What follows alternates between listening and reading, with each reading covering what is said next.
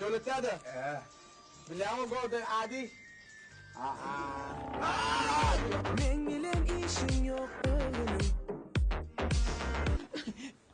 Memnun mu? Yesene ya. Biz oturayım mı? Ben ne yapmayın? Ne yapacağını sordu biliyor musun? Şu ben düşecek oluyanım milli.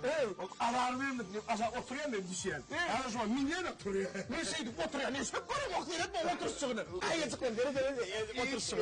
Gerçekten değerlidir. Gerçekten değerlidir. Gerçekten değerlidir. Değil mi? Devletlerde. Golden Eagle. Her kim kuaför edip içiyor. Biliyor musun? Kalkamam içiyordü biri. Ben bilmiyorum. Diyecek böyle hanım. İkranca insan kuzak kaldı. Patını alacak böyle hatta yine iki pancağını.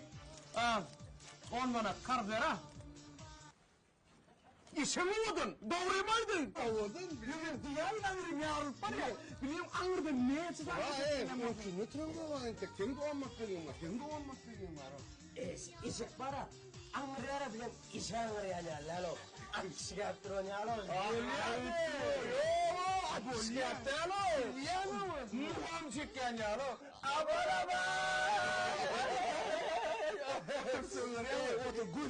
Güzel. Ayaçıklarını oraya mı? Bununla Tayland'a diyana.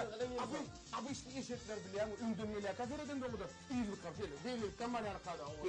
Onlar şu kopa adamlardan akıllı da. Dans etenlerim. Senden değerli çok olan.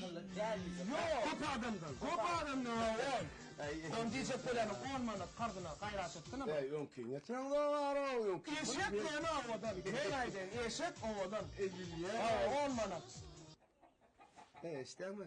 Tamam. Evet bana da değişir. Şu eşek var anne. Şu eşek. Uçağına mı hafif karpuluyor? Bana kim götür? Ver ama ana. Yürü. Yürü. Yürü sen. Dur sen yürü. Eşeğim senden avatan